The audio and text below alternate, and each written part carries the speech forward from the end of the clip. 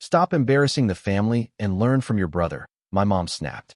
I put my glass down and said, fine, he can cover the mortgage from now on. Mom went silent, then whispered, what mortgage? The house is paid off. Right. Everyone froze when I pulled out the bank statements. I, 34M, sat at the head of the dining table in what used to be Dad's chair, watching my family tear into the prime rib I'd paid for. Again, the crystal glasses caught the chandelier light, the same chandelier I'd had rewired last year after Mom complained it flickered. Nobody mentioned that either.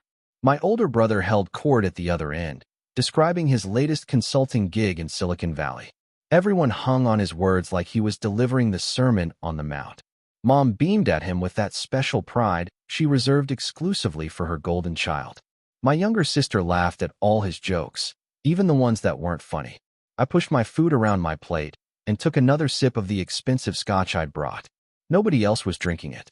They were all on the wine, the good bottles from the cellar Dad had built. The cellar I now maintained and restocked. Mom turned to me with that particular expression I'd learned to dread, the one that meant she was about to say something that would stick in my chest for days. She asked why I couldn't be more like my brother, why I insisted on embarrassing the family with my little business ventures when I could have a respectable career. The scotch suddenly tasted like copper in my mouth. My brother's consulting firm did well, she continued. He had connections, influence, respect. Meanwhile, I was still running my small construction company, getting my hands dirty, barely scraping by according to her assessment. I set down my fork carefully. I asked her what she meant by barely scraping by. She waved her hand dismissively. Everyone knew construction was a dying industry, she said. I should have gone into tech or finance like my brother. Instead, I chose to work with my hands like common labor. It reflected poorly on the family, especially at her book club. My sister jumped in then, agreeing that I could do better. Her husband nodded along. Even though the man had been unemployed for 6 months, and I'd quietly paid for their car repair last month so my sister wouldn't stress during her pregnancy. I took another long drink and felt something inside me finally snap. Not dramatically, more like a cable that had been fraying for years finally giving up its last thread. I told them that was fine. My brother was clearly the successful one, the capable one, the one they were all so proud of. So he should have no problem taking over the mortgage payments starting next month. The table went quiet. My brother's smile faltered. Mom's face shifted through several expressions before landing on confused concern.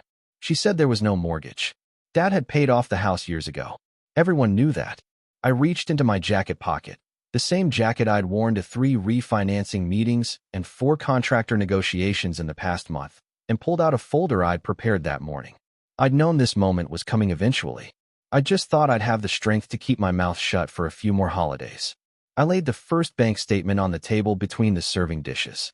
The house had been paid off, I confirmed. Dad had managed that 2 years before the cancer took him. But Mom wanted to renovate the kitchen 3 months after the funeral.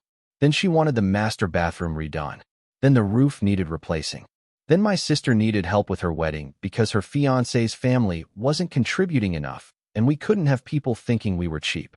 I spread out more papers. Credit card statements. Loan documents. Payment schedules. Mom had come to me each time with tears in her eyes, telling me Dad would have wanted the house maintained properly. That Dad would have wanted his daughter to have a beautiful wedding. That Dad would have been ashamed if we let the family home fall into disrepair. So I'd taken out a mortgage. Then another. Then I'd used the construction company's line of credit when the banks stopped approving loans against the property. My brother's face had gone pale. He asked why I never said anything. I looked at him directly for the first time in months. I told him I had. Multiple times. I'd asked for help with Mom's expenses. I'd suggested we all sit down and create a budget for house maintenance. I'd mentioned that carrying the property costs alone was straining my business. He'd always had the same response. He was too busy with his important work, flying between San Francisco and New York, closing deals worth millions. Surely I could handle some basic family obligations. My sister protested that she didn't know. Nobody told her it was this bad. I slid another statement toward her. It was the payment confirmation for her car repair. Below it was the receipt for her daughter's birthday party last month. The one at the expensive venue because Mom insisted her granddaughter deserved the best. Below that were the grocery receipts from the past year. I'd been covering Mom's food costs for 18 months because her pension didn't stretch as far as she claimed. Mom's hands were shaking as she picked up the papers. She said I should have told her. She never would have asked if she'd known I was struggling. That word, struggling, nearly made me laugh. I wasn't struggling. My construction company was actually doing well. We'd landed 3 major contracts this year, and I'd had to hire additional crews. The problem wasn't my income. The problem was that my income was supporting 5 adults instead of 1. I pointed to the bottom line on the mortgage statement. The monthly payment was more than my brother probably spent on his car lease. Multiply that by the other loans, the credit cards, the continuous, small favors that added up to thousands every month. My brother-in-law had the grace to look ashamed. He asked if that number was real. I confirmed it was. And I asked if he wanted to see the spreadsheet I'd been maintaining for the past 4 years, tracking every expense I'd covered for this family. Every dinner like this one where I paid for the food everyone ate. Every holiday gift exchange where I bought presents for everyone because Mom said it was tradition. Every emergency that somehow only I was available to solve financially. My brother found his voice again. He said he would have helped if he'd known it was this serious. He had money. He could write a check right now. I told him I didn't want his check. Not anymore. I was done being the family's silent ATM while being lectured about embarrassing everyone with my blue-collar career. Mom started crying. She said she never meant to be a burden. Dad would be so disappointed with how this family had fallen apart. Something in my chest twisted at that. Dad wouldn't be disappointed in the family falling apart. He'd be furious that they'd treated me like this. Dad had been a carpenter. He'd built half the custom features in this house with his own hands.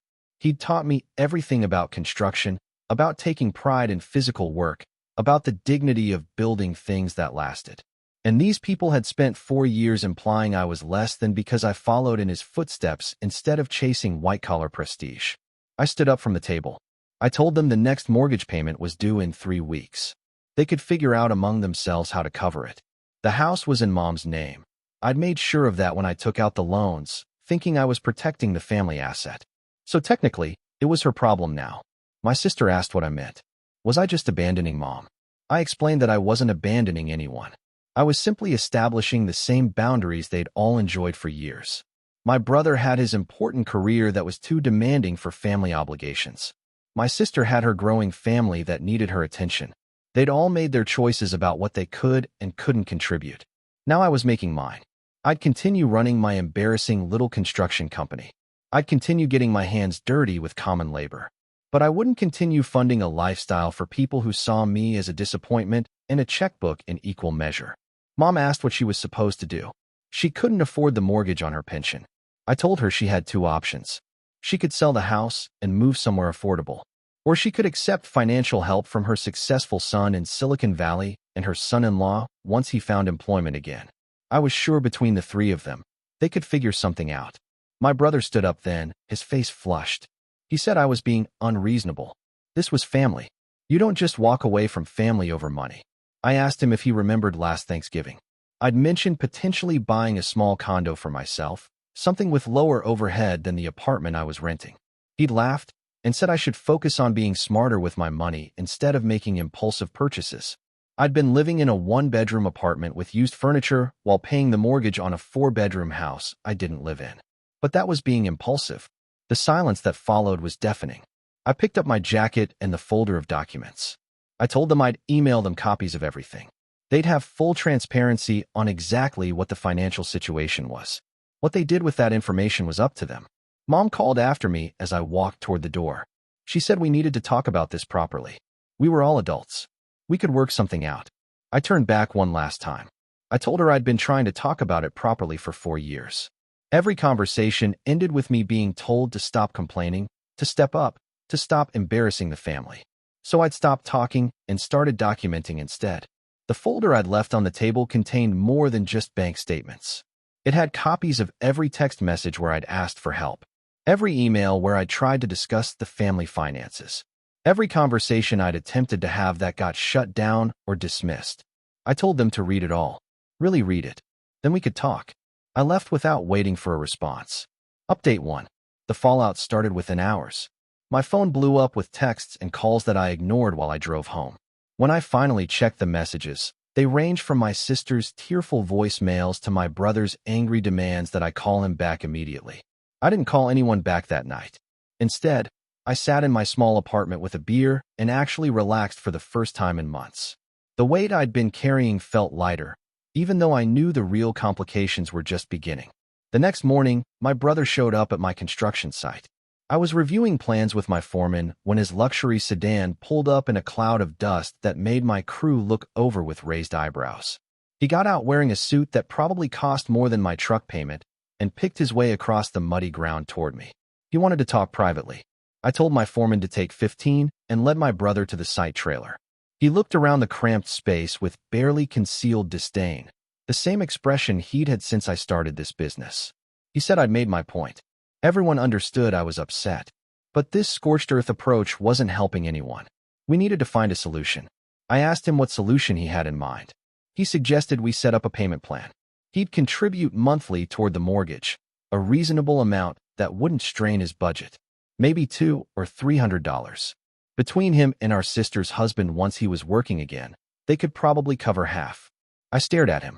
The mortgage payment was $4,200 a month. He was offering $300. I told him that wasn't a solution. That was a symbolic gesture that would still leave me covering 90% of the costs while taking none of the credit or appreciation. He said I was being stubborn. $300 was better than nothing. Besides, I was the one who took out the loans without discussing it with everyone first. That was on me. Something cold settled in my stomach. I asked him to repeat that. He doubled down. I should have called a family meeting before taking on that kind of debt. Instead, I'd made unilateral decisions and now expected everyone else to bail me out. That wasn't fair or reasonable. I pulled up my email on my phone and showed him the message I'd sent 4 years ago. The one where I'd explicitly laid out Mom's renovation requests and the estimated costs. The one where I'd asked if we should all contribute or find alternative solutions. His response, sent from his iPhone while he was apparently in an airport lounge, had been brief. You're closer to the situation. Use your best judgment. I trust you to handle it. He barely glanced at the screen. He said that was different. He'd thought I meant small repairs, not major loans. The renovation estimate in that email had been clearly marked at $75,000. I told him to get out of my trailer. We were done talking. He tried to argue, but I was already opening the door. My foreman and half the crew were within earshot, and my brother was smart enough to recognize he'd lost the audience. He left with a final warning that I was making a huge mistake and would regret this. That afternoon, my sister came by my apartment. She was crying before I even opened the door fully. She said she felt terrible. She genuinely hadn't known how bad things were. She wanted to help, but money was tight with the baby coming. I let her in and made tea while she composed herself. When she'd calmed down, I asked her a simple question. Did she remember what Dad used to say about family? She quoted it immediately. Family takes care of family. No questions asked. I nodded. Dad had lived that principle. When her first husband left her with nothing, Dad had paid her rent for 6 months until she got back on her feet. When my brother's startup failed in his 20s, Dad had covered his living expenses for a year. When I wanted to start my construction company, Dad had co-signed my first business loan even though he was already sick. Family takes care of family. But somewhere after Dad died, that principle became one-directional. It meant I took care of everyone else. When I needed help, needed support, needed even just acknowledgement of what I was carrying, I got lectures about responsibility and embarrassing the family. My sister cried harder. She said she didn't realize. She thought I was doing fine. I never complained. I told her I'd complained plenty. She just hadn't been listening. She asked what I wanted from her. She couldn't afford to help with the mortgage, but maybe she could do something else. I told her I didn't want anything from her except honesty. If she couldn't afford to help, that was fine. But she needed to stop acting like my construction business was something to be ashamed of. It had kept the family afloat for 4 years. That deserved respect, not contempt. She promised she would. Then she asked the question they were all probably wondering. Was I really going to let Mom lose the house? I said that was up to Mom and the rest of the family.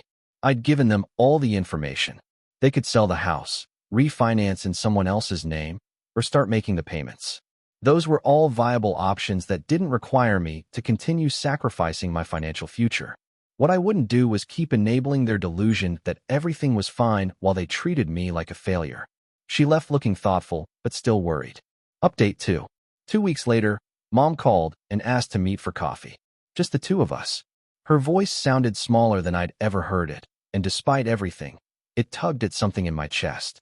We met at a diner near her house, the same place Dad used to take us for pancakes on Sunday mornings. She looked older than I remembered, more fragile. The guilt tried to creep in, but I pushed it back. Guilt was what had gotten me into this mess. She started by apologizing. She said she'd spent the past 2 weeks going through all the documents I'd left, really reading them this time. She hadn't realized how much I'd been covering. She genuinely thought I was doing well, that the money came easily. I asked her how she could think that. I'd told her multiple times that things were tight. She admitted she hadn't wanted to hear it. After Dad died, she'd been so lost. The house was the only thing that still felt like him. Every time something needed fixing or updating, it felt like maintaining his memory. She'd convinced herself that if I said yes to helping, it meant I could afford it. She'd also been proud of my brother for so long that it became habit. He'd always been the easy one. Good grades, good schools, good job. I'd been the one who struggled in school, who took longer to find my path. When I'd chosen construction, she'd seen it as settling for less than I could be. But she'd read my emails now. The ones where I'd asked for help and got dismissed. The ones where I tried to set boundaries and got guilt. She saw it clearly now, how the family had leaned on me until I'd nearly broken. I told her I appreciated the apology, but I needed to know what happened next. The mortgage payment was due in 5 days. She said she'd made some decisions. First, she was putting the house on the market. It was too big for her anyway, and she'd been rattling around in it alone for too long. She'd already talked to a realtor friend who thought they could list it quickly.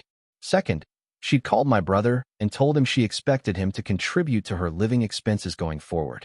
No more free passes because he was busy or important. He'd agreed, though apparently not happily. Third, she wanted to make amends with me. Not just with words, but with action. She'd opened a savings account and started transferring her pension money into it with instructions that it was for me, repayment for everything I'd covered. It wouldn't be immediate and it wouldn't be the full amount, but it was something. I sat back in the booth, genuinely surprised. I'd expected more resistance, more guilt trips, more attempts to preserve the status quo. I asked her what changed her mind. She said my sister had come over and told her what I'd said. About Dad's principle of family taking care of family, and how it had become one-directional. That had hit her hard because she realized I was right. She'd been so focused on her grief and her needs that she'd stopped seeing me as a person with my own struggles. Also, she'd gone to her book club meeting and actually listened to what people were saying. Half of them had children in trades, electricians, plumbers, contractors. They bragged about their kids' success, their work ethic, their growing businesses. She'd realized that her embarrassment about my career was her issue, not reality. One of her friends had pointed out that anyone could wear a suit to an office. It took real skill to build something with your hands that would last for generations. I felt my throat tighten. Dad used to say almost the exact same thing.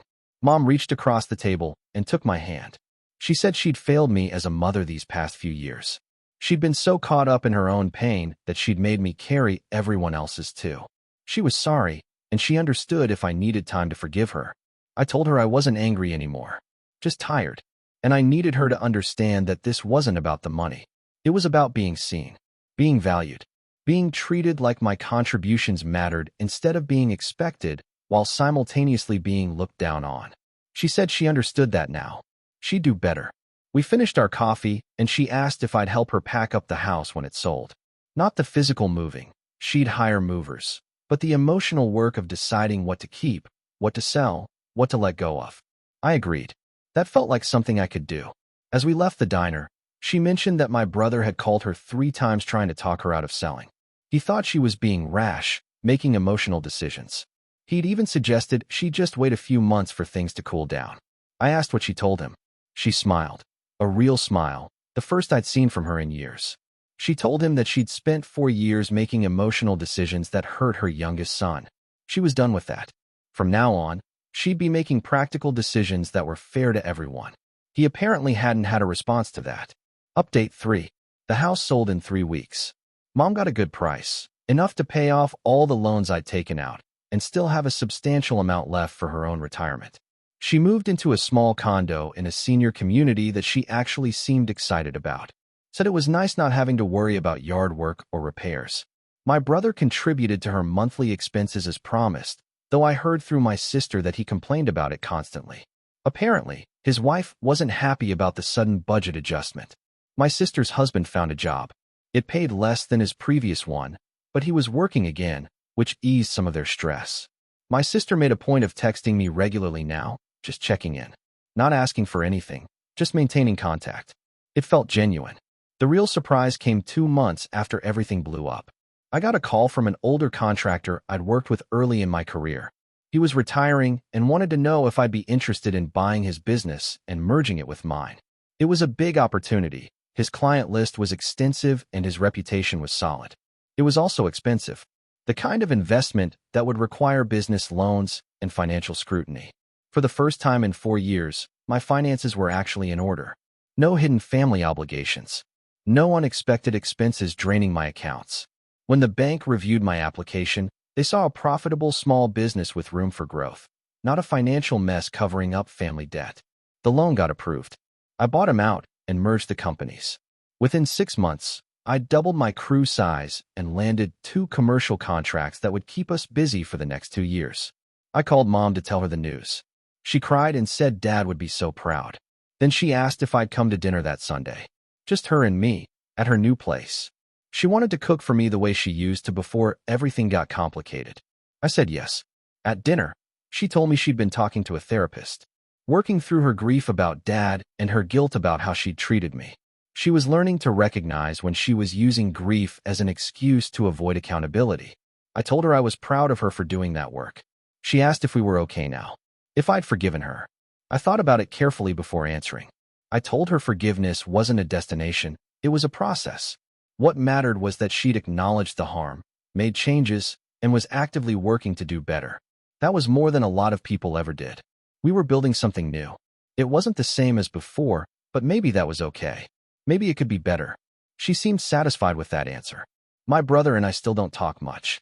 He sent an email a few months ago congratulating me on the business expansion. It was cordial but distant.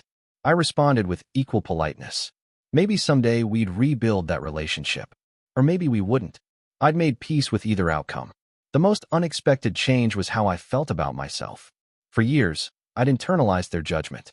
Wondered if maybe they were right, and I was just being stubborn about my career choice. Questioned whether I should have tried harder to fit into their definition of success. Now I looked at what I'd built. Literally built, with my hands and my mind and my determination, and felt proud. I employed 15 people. I created things that would stand for decades. I'd honored my father's legacy while building my own. And I'd learned the hardest lesson of all. Sometimes the most loving thing you can do for family is to stop enabling them. To force them to face reality even when it's painful. To value yourself enough to demand better treatment. That dinner 4 months ago had changed everything. Not because I'd dropped some dramatic truth bomb, but because I'd finally stopped carrying weight that wasn't mine to carry. The family had fallen apart for a while, but the pieces that mattered were slowly coming back together, stronger and more honest than before. And I'd stopped embarrassing the family with my construction business. Not because I'd changed careers, but because they'd finally opened their eyes and saw what I'd been building all along.